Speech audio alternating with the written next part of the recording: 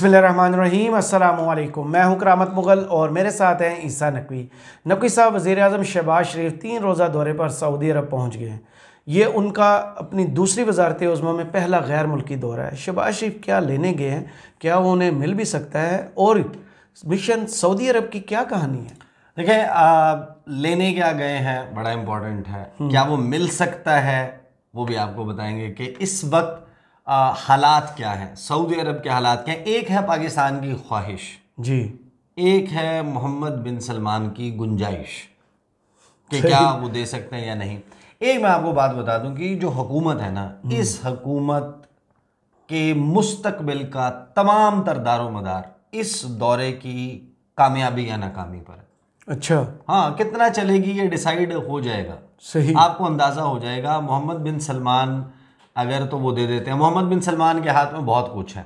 ये जो oil Prince है ना, ये शहबाज शरीफ की जिंदगी बना सकता है, संवार सकता है। बिल्कुल ऐसे ही है। लेकिन इसमें बहुत से इफ्स एंड बट्स हैं। सही, और इफ्स एंड बट्स जो हैं वो इस तरह के हैं कि मामला भी हाँ और ना के बीच में है।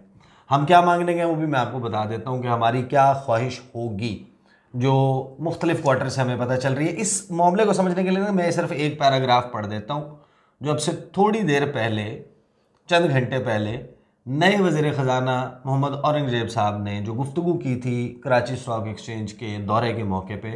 उन्होंने कुछ जुमले वहाँ पर कहे थे, वो अंडरस्टैंड करने के लिए काफ़ी है कि शहबाज शरीफ क्या करने के लिए गए हैं। सही। वफाकी वज़ीर ख़जाना मोहम्मद औरंगज़ेब ने कहा है कि पाकिस्तान में मुआशी नमू के लिए डॉलर का होना ज़रूरी है। डॉलर हों तो बाकी दुनिया से चीज़ें ख़रीद कर पाकिस्तान लाएं और उसे खर्च करें, मुआशी नमू बढ़ जाएगी। डॉलर ख़त्म तो नमू ख़त्म, तरक्की खत्म। ठीक है ना। तो आप बेसिकली आपको चाहिए डॉलर, आप हैं डॉलर लेने। पहली बात यह कि देखें, पाकिस्तान में जब भी कोई हुकूमत कायम होती है, वज़ीर आज़म बनता है, तो अमूमन पहला दौरा जो है वो सऊदी अरब का होता है। जी, सऊदी अरब के साथ पाकिस्तान के हिस्टोरिक रिलेशनशिप है। जी, शरीफ ख़ानदान के बड़े अच्छे ताल्लुकात रहे हैं। इस वक्त स्टेट ऑफ रिलेशनशिप क्या है? बड़े मियाँ साहब नहीं गए। अच्छा, ये एक अलहदा से मौजू है कि बड़े मियाँ साहब क्यों नहीं गए, इसके ऊपर मुख्तलिफ तबसरे जोड़े जा सकते हैं। सही, but he is not there, he is not part of the delegation. Number 2, इसमें एक आपकी चीफ मिनिस्टर है पंजाब की। यानी अगर तो आपने चीफ मिनिस्टर साथ लेके जाने थे तो आप खैबर पख्तूनख्वा के चीफ मिनिस्टर को तो चलें, आपकी लड़ाई है ना, ना लेके। बाकी 2 और भी हैं। बाकी 2 हैं वो पीपल्स पार्टी के, तो उनको साथ ले जाते हैं। सही, वज़ीर आज़म के अहले खाना साथ हैं और चंद वज़रा साथ हैं। जो खबर रिपोर्ट हुई है, पहले मैं आपको वो बता दूं, फिर मैं आपको बताता हूं कि क्या मांगने गए हैं और क्या मिल सकता है, मिल सकता है या नहीं मिल सकता। अच्छा, फिर इसको ग्लोरीफाई, वो यानी कि ऑप्टिक्स वगैरह ना, वो थोड़े से तब्दील के कमर्शियल फ़्लाइट के ज़रिए गए, आम आवाम से घुल मिल गए, हाँ, बच्चों को प्यार किया, हाथ मिलाए। अच्छा चलें, ये तो एक बेहतर बात है, सही, शुड बी अप्रिशिएटेड। मतलब वो जो आप कभी बिलावल, कभी शहबाज शरीफ जहाज़ लेके इधर से उधर पहुंच गए और करने क्या गए हैं वहाँ पे, स्टे आप कहाँ कर रहे हैं, फिर बाद में कहानी सुना रहे हैं कि अपनी जेब से अदा किया। अच्छा, इसके भी इन्होंने कहा कि अपनी जेब से अदा करेंगे। बहरहाल कमर्शियल फ़्लाइट के ज़रिए सऊदी अरब पहुँचे, 3 रोज़ का ये दौरा है। वज़ीर आला पंजाब मरीम नवाज़ भी वज़ीर आज़म के हमरा हैं। वफाकी वज़रा इसहाक डार, ख्वाजा आसिफ, मोहम्मद औरंगज़ेब, अब्दुल अलीम ख़ान, अताउल्लाह तारड़, आहद चीमा, ये भी वज़ीर आज़म के वफ़द में शामिल हैं। जिसका मतलब यह है कि आप ज़ाहिर है कि वज़ीर ख़जाना को साथ लेके जा रहे हैं ख़ास तौर पे, तो इसका मतलब यह है कि आप, और वज़ीर ख़ारजा भी साथ हैं, वज़ीर दिफ़ा भी साथ हैं। उनका इस्तकबाल जो है वो मदीना मुनव्वरा के जो गवर्नर हैं शहज़ादा सलमान बिन सुल्तान अल सऊद, उन्होंने वज़ीर आज़म का इस्तकबाल किया। वज़ीर आज़म ने जो गुज़श्ता रात है वो मदीना मुनव्वरा में क़याम किया। ये बताया गया कि मस्जिद नबवी में जो है नमाज अदा करेंगे, हाँ वो किया। और मोहम्मद बिन सलमान से उनकी मुलाकात है। ये अब पहला दौरा है और इसमें सबको मालूम है कि टारगेट ये है कि SIFC के तहत पाकिस्तान में इन्वेस्टमेंट लाई जाए। पाकिस्तान को है पैसों की ज़रूरत, बिल्कुल डॉलर्स की।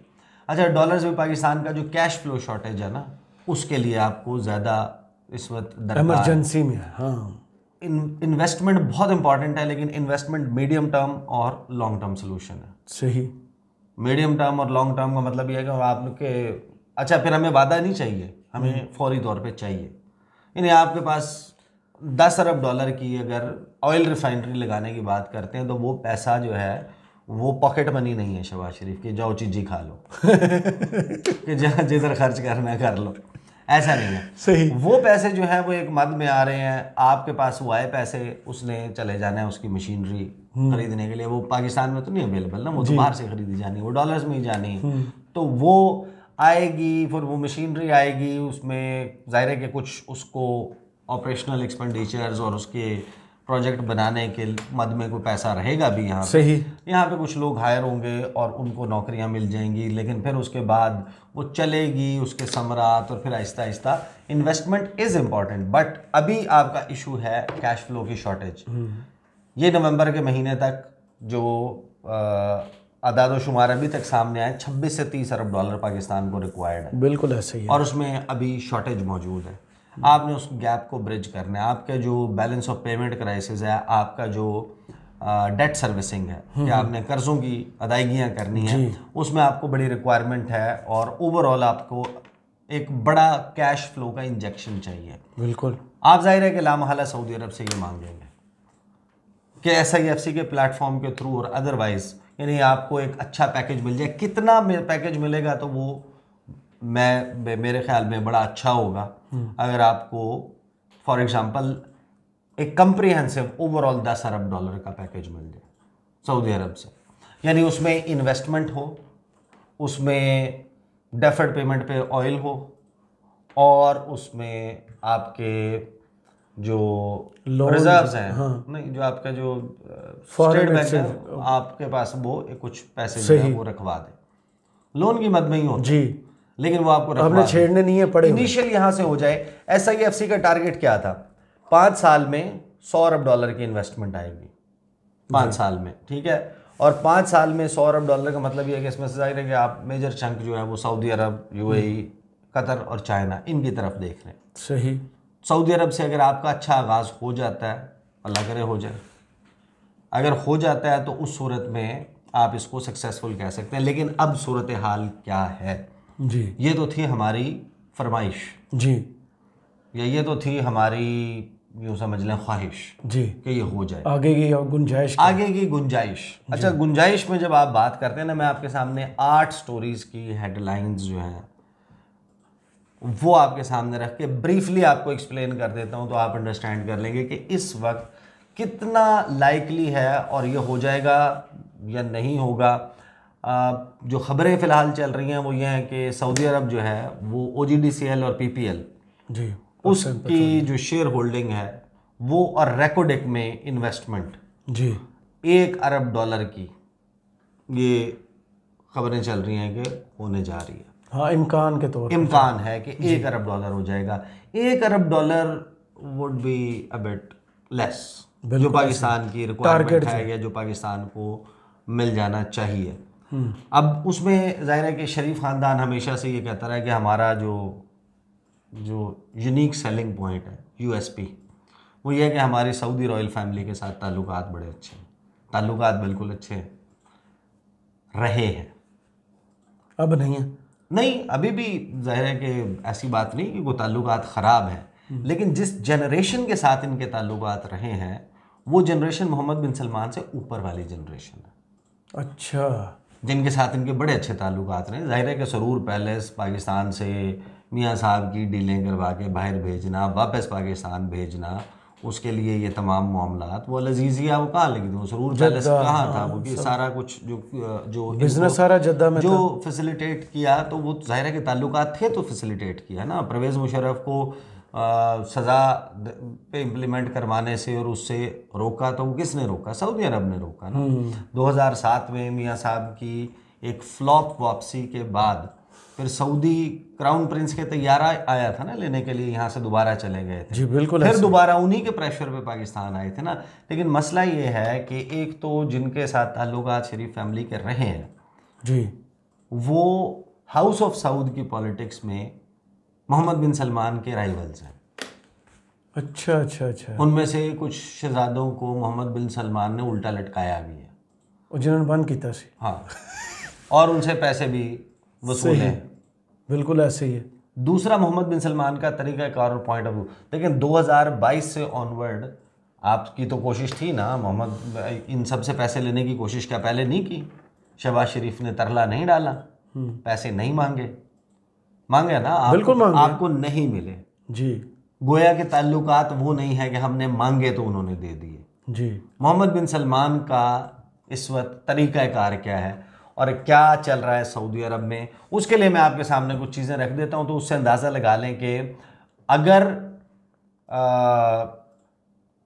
ये रिक्वायर्ड पैसे फॉर एग्जांपल ये पैकेज हो जाता है तो it will be a diplomatic coup. अच्छा। हाँ, बहुत बड़ी कामयाबी होगी मौजूदा सूरत हाल में अगर पाकिस्तान की करंट गवर्नमेंट जी बैक्ड बाय इस्टेब्लिशमेंट ही मॉडल जो है वो सामने रखती है।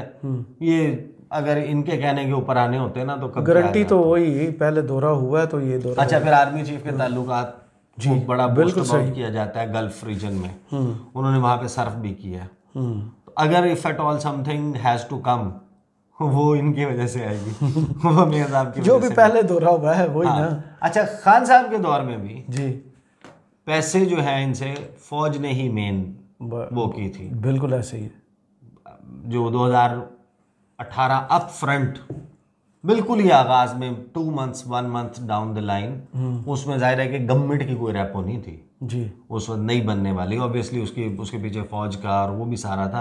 अब वो मॉडल है, अब रख के अब हमारा सिस्टम जो है ना वो इस किस्म का है विच इज़ नॉट आइडियल, लेकिन उन्हें गारंटी इनकी चाहिए। लेकिन पैसे जो है ना वो फिर उन्हीं के कहने के ऊपर आते हैं जब भी आते हैं। अच्छा, अब सूरत हाल सऊदी अरब में क्या चल रही है? एक तरफ सऊदी अरब का चेहरा ये है कि कतर ने अभी तक का जो दुनिया का सबसे बड़ा स्पोर्ट्स का इवेंट है जी, जो सबसे महंगा इवेंट है वो था फीफा वर्ल्ड कप 2022 जी, कतर फुटबॉल बिल्कुल का जो वर्ल्ड कप करवाया था, उसका तकरीबन 256 अरब डॉलर का उसका बजट था जो कतर ने उसके ऊपर लगाया और वो इवेंट करवाया। लेकिन फिर मोहम्मद बिन सलमान ने अपना इकोनॉमिक मसल और ये बताना था कि who is the boss of gulf, बिल्कुल, या मैं क्या चीज़ हूँ जी। तो उन्होंने तो अपनी वो भी दिखानी थी ना, इजारादारी अपनी यानी कि जाहो हशम जाहो जलाल। हाँ, तो एक तरफ है फीफा वर्ल्ड कप जी, फुटबॉल का, दुनिया का दूसरा बड़ा स्पोर्ट्स इवेंट। नहीं, दुनिया का दूसरा नहीं, दुनिया का सबसे बड़ा स्पोर्ट्स ओलंपिक्स नहीं, Olympics is not the biggest event. अच्छा, football is the biggest event जो फीफा का वर्ल्ड कप है। आप पार्टिसिपेशन के एतबार से कह सकते हैं कि वो है पार्टिसिपेशन, ज्यादा कंट्रीज भी इन्वॉल्व होती हैं। नहीं, वो तो मैं तो उसके हिसाब आप इस हिसाब से कह रहे आगे अदरवाइज भी नहीं, जितने लोग उसमें इन्वॉल्व होते हैं या देख रहे होते हैं ओलंपिक्स बिलाशुबा, लेकिन उसकी व्यूवरशिप, उसका ओवरऑल कैरिज्मा और वो सब कुछ उतना नहीं होता जितना फीफा वर्ल्ड कप का होता है। बहरहाल आप जिसको भी कैटेगराइज कर लें ना जी, लेकिन जितने आलमी खेल हैं उसके बाद रीजनल या कॉन्टिनेंटल गेम्स की बारी आती है तो कोई 5वें 6ठे 7वें नंबर पे होगा ना एशिया की जो गेम्स हैं, एशियन गेम्स। बिल्कुल ऐसे। तो एशियन गेम्स 2028 में होनी है सऊदी अरब में। उसके लिए मोहम्मद बिन सलमान ने जो पैकेज रखा है वो 500 अरब डॉलर का 256 का दुनिया का सबसे बड़ा इवेंट हुआ था, तो गुंजाइश की का ये आलम तकरीबन डबल कर दिया उसे। 2022 में अरामको ने जो नेट प्रॉफिट कमाया वो तकरीबन 192-93 अरब डॉलर का एक साल में। अरामको सऊदी जी तेल कंपनी, अब तेल की। लेकिन 2023 में बहुत सारी चीज़ें तब्दील हुई हैं जिसने मोहम्मद बिन सलमान को बड़ी हद तक झटका दिया। अच्छा, उनकी जो ऑयल की प्रॉफिट्स हैं वो हो गए डाउन। कुछ खबरें मैं आपको बता देता हूँ, उससे आप अंदाज़ा लगा लें कि उनके पास गुंजाइश कितनी है। सही। और उस गुंजाइश को मद्देनज़र रखते हुए और इन 8 खबरों को मद्देनज़र रखते हुए अगर शहबाज शरीफ इस ये जो मामला लटका हुआ है ना हाँ और ना के बीच जी, इसमें हाँ ले आते हैं। एक तो बात है कि ये जो गए हैं ये ऐसे नहीं गए, इसके पीछे आपको पता है कि सफारतखाने, एम्बेसीज, ये सब कुछ चल रही होती है। सऊदी सफ़ीर की मुलाकात भी हो चुकी यहाँ पे, तो कुछ ना कुछ हुआ होगा, कुछ ना कुछ मिलना है जब भी इस किस्म का वफ्द गया है। लेकिन असल चीज़ ये है कि ये क्या मिलना है, इसमें सिर्फ वादा मिलना है, जैसे पहले भी 22 अरब डॉलर आ जाएगा, 8 अरब डॉलर आ जाएगा, 10 अरब डॉलर आ जाएगा, जो कि नहीं आया। क्या वादा ही मिलना है या सचमुच? सही। और उसके लिए एक बड़ा इंपॉर्टेंट फैक्टर है वोडियाला जेल वाला, वो मैं आपको बाद में बताता हूँ। ये कल की खबर है, ब्लूमबर्ग ने छापी है और इसको पूरी दुनिया में कैरी किया गया। Saudi Arabia's futuristic 500 billion NEOM mega city just got a lot smaller for now. अच्छा, कि उनका जो PIF है, पब्लिक इन्वेस्टमेंट फंड, जिसको सऊदी सॉवरेन वेल्थ फंड भी कहा जाता है या इन्वेस्टमेंट फंड भी कहा जाता है, जिसके सेंटर चेयर के ऊपर मोहम्मद बिन सलमान है, फैसला साज सबसे बड़े उसमें वो हैं,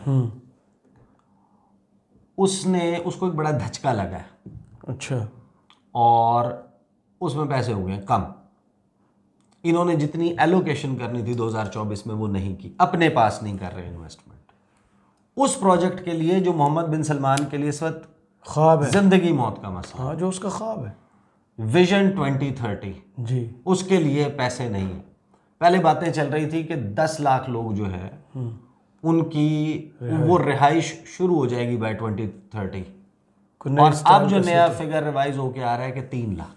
अच्छा, और उसमें भी जो ज़्यादा इन्वेस्टमेंट की जो कमी है वो जो प्रॉफिट्स का लॉस हुआ है उसके वजह से हुई है।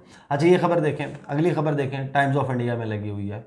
Saudis scale back ambition for 1.5 trillion desert project Neom. Scale back कर लिया उसको, सुकड़ गया है वो प्रोजेक्ट, और अब उस तरीके से नहीं हो पाएगा। और उसमें वो बाकायदा फिगर्स भी बता रहे हैं कि कितना पैसा किस मद में कम हुआ है।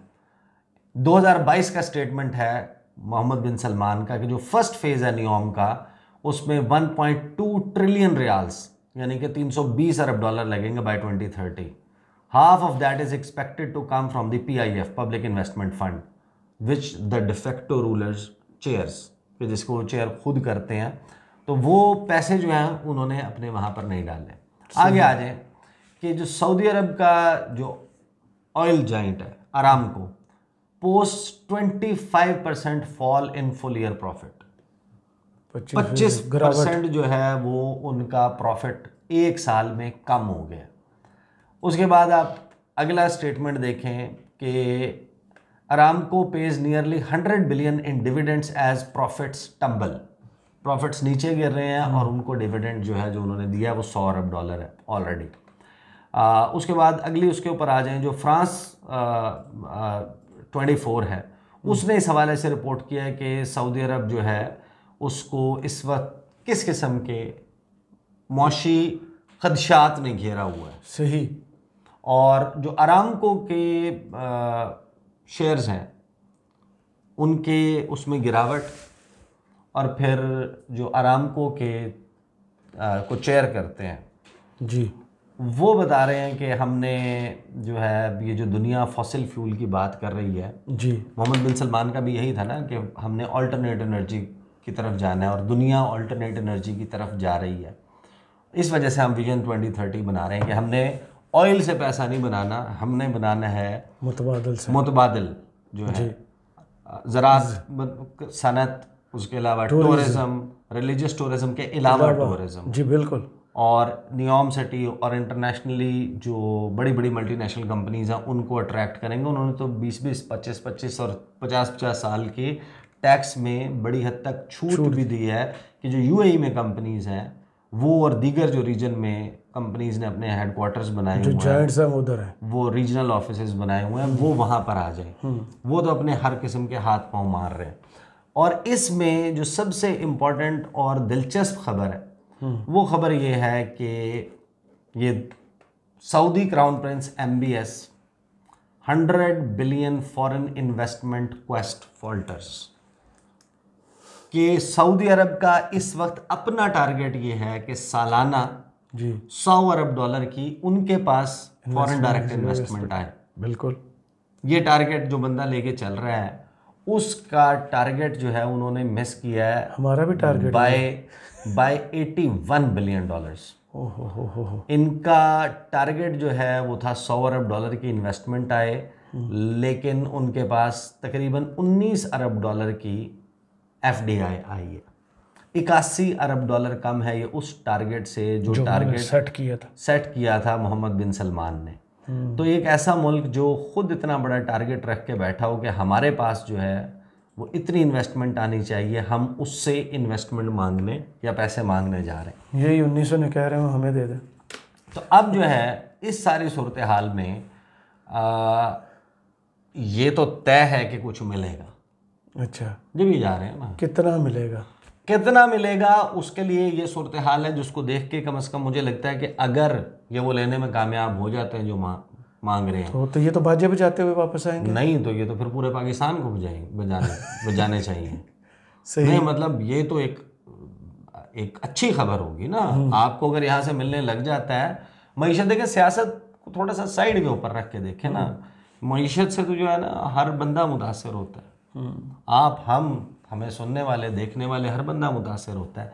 असल मामला ये है कि हमने 2022 और 2023 में एक चीज़ तो हर पाकिस्तानी ने सीख ली जी कि मुल्क में अगर सियासी इस्तेहकाम नहीं है तो मौशी इस्तेहकाम नहीं आएगी, इन्वेस्टमेंट नहीं आएगी। यहाँ पे सूरत हाल ये है कि अगर प्रोटेस्ट चल रहे होंगे, अगर पार्लियामेंट अप एंड फंक्शनिंग नहीं होगी, एक फंक्शनल डेमोक्रेसी नहीं होगी, आपके यहाँ अदालतें जो हैं वहाँ पर सियासी केसेस जो हैं उनकी भरमार नहीं होगी और ये शक मौजूद होगा कि हुकूमत कभी भी जा सकती है, तो उस सूरत में इन्वेस्टमेंट आना बड़ा हैरान कुन होगा जी। जिस वक्त फिच और क्रेडेंडो और बड़ी बड़ी जो क्रेडिट रेटिंग एजेंसीज और इंश्योरेंस ग्रुप्स हैं जो किसी भी मुल्क में जब कोई इन्वेस्टमेंट करता है तो उसके लिए रिलाई करता है उनकी रिपोर्ट्स पे उस मुल्क के हवाले से, वो पाकिस्तान के हवाले से बहुत नेगेटिवली रिपोर्ट कर रहे हैं। यानी कि आप वहाँ पर पैसे लेके जाएंगे तो हो सकता है कि वो पैसे जो हैं वो चीज़ें उसको कौमिया लिया जाए, गवर्नमेंट कन्फिस्केट कर ले, फ्रीज कर दे, आपके पैसे डीवैल्यू हो जाएं, आपके पैसे जो हैं वो दोबारा से जो आपने प्रॉफिट्स अगर यहाँ कमा लिए उनको वापस डॉलर में कन्वर्ट करके आपको बाहर ना ले जाने दिए जाएं, डॉलर अवेलेबल ना हो। तो इसके लिए देखें, अगर आपने मुल्क में इस्तेहकाम लाना है तो आपको अडयाला जाना, तो अडयाला 24 किलोमीटर दूर है। आपको जो काम 8 फरवरी से पहले करना चाहिए था वो आपने नहीं किया, अब कर ले, अब करके देख ले, शायद फाका हो जाए। आपके पास अगर आपके टारगेट्स हैं कि आपको, मैं ये नहीं कह रहा कि हर एक कि जो टर्म्स जिसकी हों जी, में सारे एक एक 2-2 स्टेप पीछे हो सकते हैं ना इस मुल्क के लिए, या नहीं हो सकते। होगा तो लड़ाइयाँ भी करेंगे और दोस्तियाँ भी करेंगे। किसी भी एक शख्स की अना से बड़ा तो नहीं है ना ये मुल्क। एब्सोल्युटली, ये बात तो है। नहीं, किसी की अना इस मुल्क से बड़ी तो नहीं है ना। बिल्कुल नहीं। तो आप अपना 2-2 स्टेप पीछे होके एक दफ़ा करके देख लेना। अगर आपके यहाँ पॉलिटिकल स्टेबिलिटी आ जाती है और किसी भी मुल्क को, किसी भी इंटरनेशनल फाइनेंशियल इंस्टीट्यूशन को ये श्योरिटी है कि अगले 5 साल कोई हुकूमत है, चलेगी, स्टेबल है, जैसे सब अपना अपना काम कर रहे होगी और अपोजिशन अपनी जिस तरीके का जो उसका काम है वो कर रही है, हुकूमत अपना काम कर रही है, अदालतें अपना काम कर रही हैं, कानून की हुक्मरानी है, लॉ एंड ऑर्डर मेंटेन हुआ हुआ है, सिक्योरिटी कंसर्न्स नहीं है, तो फिर आपके लिए इन्वेस्टमेंट जो है लाना बहुत आसान हो जाएगा। लेकिन Mohammed bin Salman, knowing through his track record, वो बिला वजह पैसे देने के ऊपर ऑफ हो चुका है सऊदी अरब। बिल्कुल ऐसे ही है। ये जो उनके मल्टीपल मिनिस्टर्स की स्टेटमेंट्स हैं, वर्ल्ड इकोनॉमिक फोरम की साइडलाइंस के ऊपर भी इसी किस्म की गुफ्तगू की थी कि इमदाद नहीं मिलेगी, वो मुफ्त का पैसा जो है वो नहीं मिलेगा, एंड इफ़ एट ऑल आपको इस किस्म का कैश इंजेक्शन आता है तो फिर वो शराइत के साथ आएगा, चाहे वो इंडिया के हवाले से हो, चाहे वो ईरान के हवाले से हो, बिल्कुल, चाहे वो किसी और हवाले से हो, लेकिन कुछ ना कुछ फिर वो शराइत के साथ आएगा।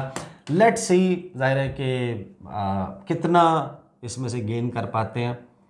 टारगेट तो आपको मैंने बता दिया और दूसरी तरफ उनकी सूरत हाल क्या चल रही है वो भी बता दी। तो देखते हैं शहबाज शरीफ साहब क्या लेकर आते हैं। सही, बहुत शुक्रिया ईसा नकवी, आपके तजिया का। कमेंट सेक्शन में ज़रूर बताइए वीडियो आपको कैसी लगी। इजाज़त दीजिए, अल्लाह हाफ़िज़।